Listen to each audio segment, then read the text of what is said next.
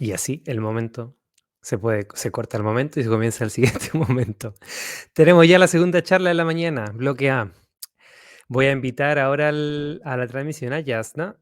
Ya la veo aquí abajo. Hola Yasna, Hola Cristian, ¿cómo estás? ¿qué Buen tal? día. Bien, buenos días. ¿Se te escucha bien? Si quieres ir compartiendo tus slides para que podamos tener la lista.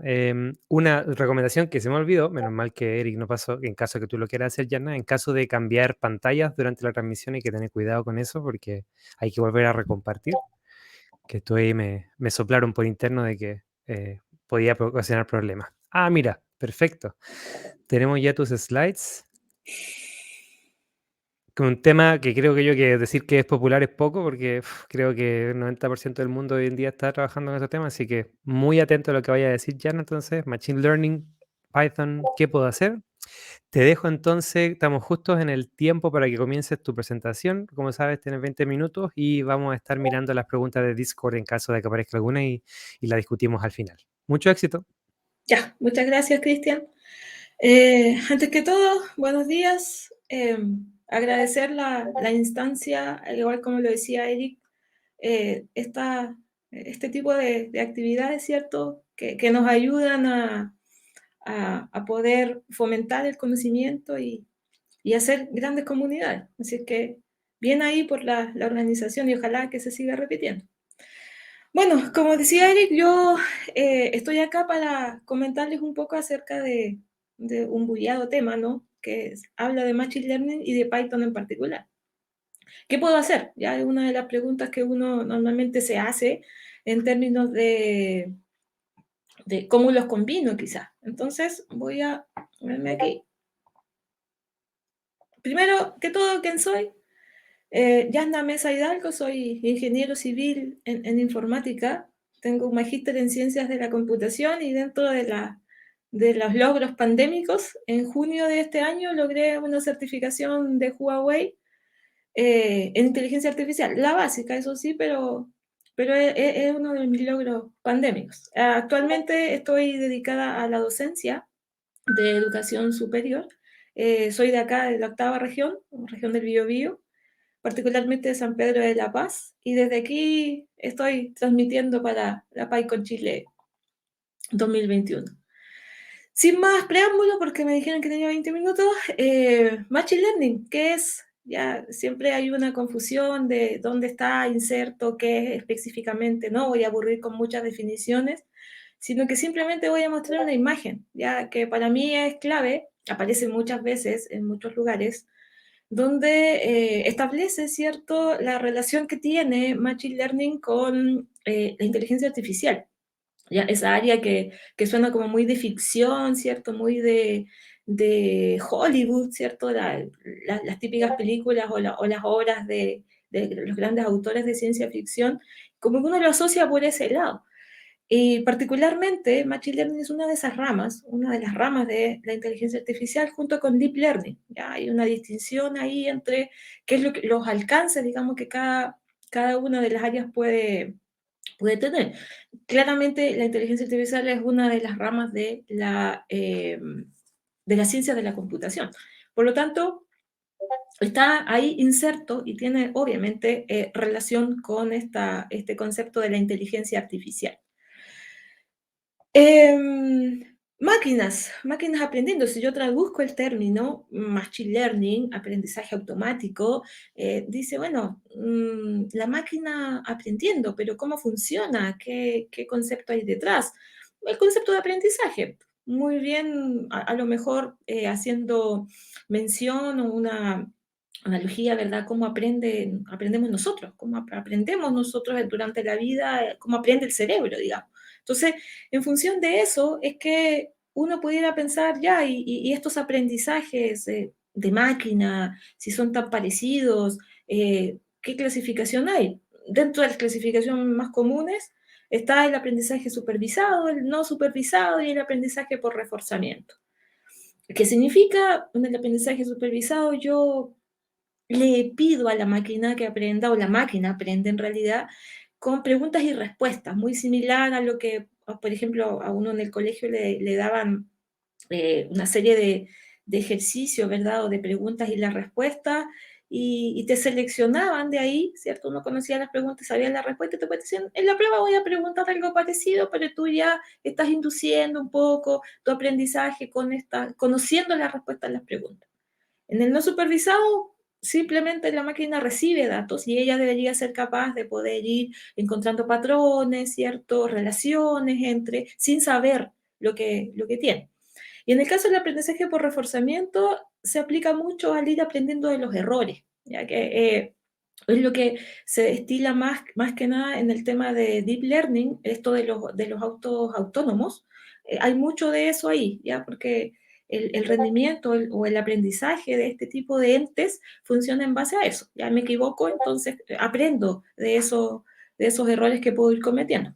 Por ahí también podría hablar algo de aprendizaje por premio. Elemento clave para este proceso de aprendizaje. O sea, tampoco la intención es, hay todo un tema, digamos, para poder hablar de aprendizaje, de los tipos de aprendizaje, pero el objetivo de la charla es más bien llevarlo al tema un poco más práctico, que por eso voy a ir a un ejemplo después. Pero ¿cuál es el elemento clave para que esta máquina pueda aprender, para que esta máquina pueda eh, generar cierto conocimiento? El término clave aquí, o el input, ¿cierto? La materia prima esencial son los datos. ¿Ya? Y sabemos que estamos en una era, siglo XXI, ¿no? Donde la cantidad de datos es enorme. Yo tengo en uno de los lugares donde imparto docencia asignaturas de inteligencia de negocio y comentamos que el volumen de datos, no solo transaccional a esta altura de la vida, ¿cierto? De las organizaciones es enorme. Entonces hay que sacar provecho de aquello. Y hay datos de todo tipo, estructurados, no estructurados, redes sociales, y como organización deberían, ¿cierto?, poder sacar provecho de aquello. Y están, ¿ya? Y no son pocos, digamos, y son años en donde se ha ido acumulando toda esta cantidad de materia prima. ¿De dónde puedo obtener datos? Porque yo quiero, no sé, me quiero iniciar. Cuando yo partí en esto, ¿por dónde empiezo? ¿Qué puedo hacer? Ya lees por ahí un par de tutoriales, ves por ahí un par de cursitos, ¿verdad? Y ya, pero ¿y qué hago? ¿De dónde empiezo a sacar datos? ¿De dónde comienzo yo a generar o a obtener esta materia prima que voy a necesitar para que la máquina aprenda, digamos? Tengo varios, aquí y ahí dejé en la parte derecha de la slide, dice muchos más, ¿ya? No quise llenar tampoco la slide con muchas cosas, ahí está lo que normalmente yo utilizo, Kaggle, que es la que está ahí en la esquina superior izquierda, es una muy buena plataforma donde yo puedo lograr obtener varios tipos de datos, set de datos, incluso están clasificados por mis intereses, ya dependiendo incluso de la generación, uno tiene intereses distintos respecto de o la aplicabilidad que quiere tener. Conjuntos de datos un poco más académicos, ¿ya? Normalmente en los cursos que yo dicto usamos mucho el sklearn, que es una rutina, una librería en Python, donde aparte de todos los modelos que yo puedo obtener, también tiene dataset. Son más bien de pruebas, son normalmente dataset muy limpios, ya voy a ir a explicar eso del dataset limpio, pero que para ir aprendiendo no es malo, ¿ya? Entonces después yo de ese conocimiento previo puedo ir generando un poco más de aplicación más al mundo real, a la vida real, digamos. Microsoft no se queda atrás, tiene un muy buen Open Data, que está en su versión beta, pero de todas formas es potente también. Y si vamos a por un tema más de imágenes que ya tiene que ver un poquitito más incluso con Deep Learning, ahí hay un Visual Data IO de Discovery y ahí hay imágenes de varios tipos clasificadas, etc. Y como les decía, muchas más fuentes, es cosa de googlear, ¿cierto? Decir, oye, fuente de datos y ahí está, digamos, un pequeño ramillete de lo que yo podría obtener. Ok, datos que son muchos y que yo podría o debería, ¿cierto?, sacar provecho de ellos para poder obtener conocimiento, para que la máquina aprenda de ellos y me permita generar conocimiento, me ayude en la toma de decisiones. Pero, ¿cómo? siempre hay metodologías que gobiernan, ¿verdad?, el quehacer en todo tipo de proyectos, y en el área de Machine Learning no está la distinción, digamos. Una de las metodologías más tradicionales es CRISP-DM, y ellas establecen, como todas las metodologías, una serie de fases por las cuales uno debería pasar, ¿verdad? Iterar eventualmente, que es lo que sucede efectivamente acá. Si visualizamos en la imagen, ahí están las etapas por las cuales más o menos aparece o, o se proyecta una iniciativa, ¿cierto?, de Machine Learning. Y si nos fijamos, el centro de todo son los datos, que era justamente lo que veníamos mencionando hace unos minutos atrás. Entender el negocio es sumamente importante, ya es una de las cosas claves, porque sin eso yo no sé dónde estoy, digamos, no sé qué tengo. Después de eso, entender los datos de ese negocio. Como les decía, las organizaciones tienen un gran volumen de datos y debiésemos sacar provecho nosotros de aquello. Ya, entendámoslo.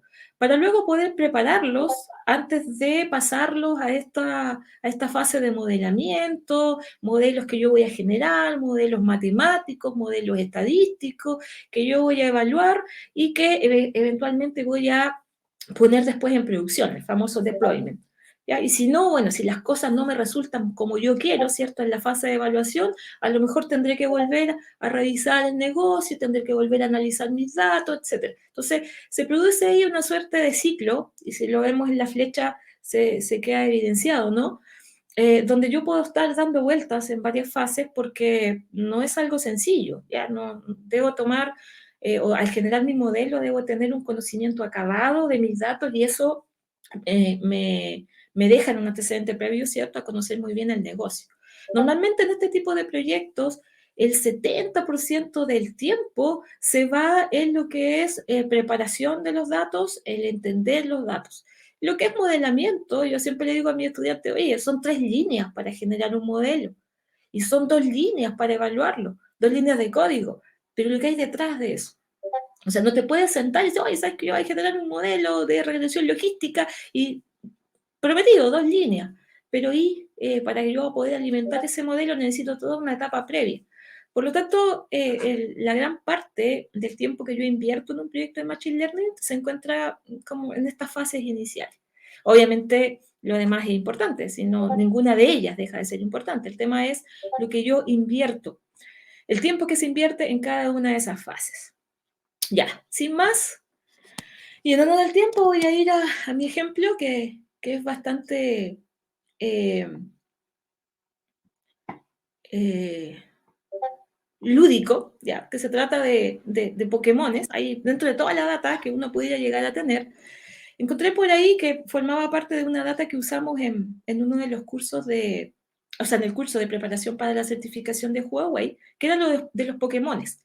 Me pareció interesante porque plantea o tiene un problema que es clásico cuando uno está haciendo clasificación. Y por eso la seleccioné, y por eso seguí con el ejemplo, digamos, voy a ampliar esto un poquitito porque se ve un poco mejor ahí.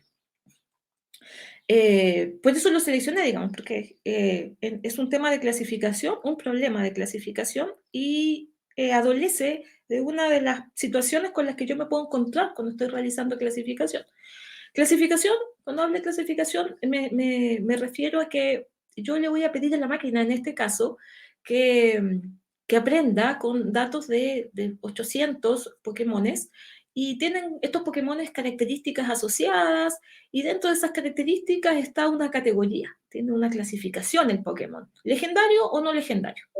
Entonces resulta que yo necesito saber o necesito generar un modelo que me permita que yo le pueda entregar los datos del Pokémon, las características del Pokémon, y sea capaz de decirme, mira, ¿es legendario bajo esa característica o no lo es? La decisión la va a tomar en función de lo que haya logrado aprender. Entonces, el ejemplo que se encuentra acá apunta a eso, ya a realizar la clasificación, a hacer más o menos los pasos que estaban en la slide que declaraban las fases, ¿cierto?, del proyecto, para ir generando este modelo que, insisto, me va a permitir clasificar un Pokémon de acuerdo a sus características. Propongo la carga de las librerías que Python tiene, ya son librerías estándares en términos otros proyectos de Machine Learning. Está Pandas, está NumPy, el Matplotlib para poder graficar, que es una de las cosas importantes que yo tengo cuando yo empiezo a entender los datos, esa fase que estaba ahí. Muchas veces los gráficos me ayudan mucho a ver lo que tengo. ¿Ya? Un tema de facilidad. Veo un gráfico, me es más fácil mirar ahí patrones, me es más fácil mirar ahí tendencia, ¿verdad? Antes de mirar tablas, por ejemplo. Una cuestión súper personal, ¿no? Pero está, digamos, la alternativa. Entonces aquí yo produzco la carga de mis datos. Mi CSV, normalmente los datos vienen en varios formatos y el más común es el CSV. Produzco la carga, ¿cierto? Que es la traída, ¿cierto?, de los datos en el archivo físico a memoria para yo poder trabajarlo desde acá. Que están mis datos de Pokémon. La data normalmente, le insisto, uno la obtiene y tiene formatos distintos, tiene estados distintos, estructuras distintas. Muchas veces tengo que combinar varios CSV y con TXT, entonces son varias las opciones o las alternativas que puedo tener. Al margen de eso, ahí está mi data. Una de las cosas que yo debiese establecer antes de comenzar quizás a hacer un poco más, un análisis un poco más profundo, se trata de el objetivo, ¿ya? Y como lo mencionaba al principio, mi objetivo va a ser determinar si un Pokémon es legendario o no, considerando algunas de sus características. Y aquí comienzo con la exploración inicial, cuestiones, las tareas, digamos, triviales que uno pudiera tener. Saber cuántas observaciones tengo, ¿cierto? Saber de cuántas características dispongo, cuáles son los nombres de las columnas, cosas que me permitan ir conociendo la data con la cual voy a trabajar. Una de las técnicas que yo he aprendido, que normalmente como esto es de una fuente externa y que normalmente a lo mejor no tienen estándares de los nombres, no son muy rigurosos, ¿cierto?, al poner los nombres a las columnas, en este caso del CSV, tiendo a estandarizar. Me quito los espacios en blanco, los puntos, ¿cierto? Los reemplazo en este caso por un underscore, de tal forma de tener más o menos un estándar en los nombres de las columnas, para hacer más fácil después el análisis. Me voy por ese lado, veo si hay nulos, es un tema muy puntual cuando uno está preparando los datos, ¿cierto? Los nulos nunca son bien vistos. Cuando uno habla de nulo, está hablando de datos que están ausentes, ¿ya? Y pueden tener variadas interpretaciones. Se habla ahí del tratamiento de los nulos. Hay varias técnicas que yo puedo aplicar que, que yo podría tener para deshacerme de ellos o para reemplazarlos, ¿ya? Hay unas más aceptables que otras. En mi caso, yo aquí decidí por la que pudiera ser la menos recomendada para algunos, que es borrar, eliminar aquella columna que no tiene mucho, que tiene muchos nulos en este caso, que es la única, que tiene nulo. Entonces, ¿para qué? No me voy a estresar. Tiene 386 de los 800 nulos, la voy a eliminar. No la voy a incluir en mi análisis. Ante los ojos de algunos expertos me podrían decir, oye, pero estás eliminando una columna, estás sacando fuera el dato o algo importante. Sí, pero es una alternativa, una de las opciones. Luego de eso, dentro del análisis exploratorio que uno pudiera hacer, viene el cálculo de estas medidas de tendencia central. La estadística va introducida acá, ¿cierto? Para ir conociendo más o menos el comportamiento de patrones y de estas medidas que me ayudan a conocer cómo está la distribución de mi data. Lo hago con las medidas, las características numéricas y también con las características que son cualitativas. O sea, yo puedo tener, por ejemplo, los tipos de Pokémon no es un número, sino que es una cadena, ¿no? De caracteres, es algo más descriptivo. Y ahí las medidas son distintas. Hablo de la moda, del valor, la cantidad de valores únicos. En cambio acá hablo de los cuartiles, el mínimo, la estadística básica que está incluida ahí. Entonces, comenzamos aquí a hacer el análisis, los análisis correspondientes. Esto para mí es algo que es bastante importante, la famosa matriz de correlación, que me permite ver el nivel de correlación, bien digo, de las distintas características respecto de las demás, ¿ya? Ahí me permite a mí saber qué tan relevante o qué tan influyente pudiera ser una característica respecto de mi variable objetivo en este caso. También puedo hacer algunas representaciones gráficas para sacar lo que tiene que ver con los sublayers. Los sublayers es uno de los análisis que uno hace en el sentido de aquellos valores que se escapan de la medida de la tendencia como normal del resto. Los que salen, ¿cierto? Corren con colores propios, siempre hay, y eso yo también tengo que tratarlos, ¿ya? Entonces, esos son los objetivos de estas visualizaciones, que como les decía, gráficamente uno las puede incluir. Yendo ya y siendo bien liviana, ¿cierto? Con el tema de la exploración, porque quería mostrar la aplicación de Machine Learning, esas serían como más o menos las fases que uno tiene.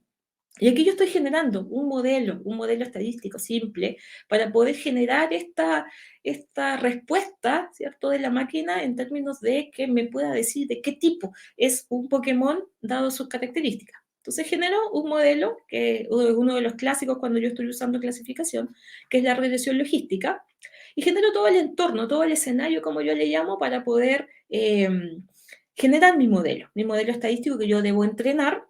Eso significa que está aprendiendo, ¿no? Y luego lo tengo que poner a prueba, es decir, lo voy a evaluar. Entonces, hay una regla de oro que indica que yo debería, mi data general, hacer una división. 70% para entrenamiento y 30% para prueba. Hay variantes, 80 y 20, también es una opción, que es la que yo estoy aplicando acá, ¿cierto? El test size es un 0.2 y eso implica que el de entrenamiento va a ser el 0.80. Por ahí van variando, pero no se mueve dentro de 70-30, 80-20, etc. Aquí conozco un poco la data de entrenamiento, la data de prueba, y aquí está la forma yo que tengo de hacer la métrica, ¿cierto? La medida del rendimiento de mi modelo. Entonces, hay una métrica particular que es el accuracy, que me permite medir la confiabilidad, en este caso, de mi clasificación. Llego a un 94.37-38%. ¿Ya? Después del entrenamiento, después de la predicción, ¿cierto? Llego a ese accuracy. Genero, Python me permite a mí, tiene muchas en las librerías, ¿cierto?, que me permiten hacer Machine Learning. Una de las funcionalidades está el reporte de clasificación. Eso implica que me da un resumen del comportamiento general de mi modelo de clasificación. Y aquí yo digo, ya, el accuracy es un 0.94, no es malo, ¿ya? No es malo, pero es engañoso.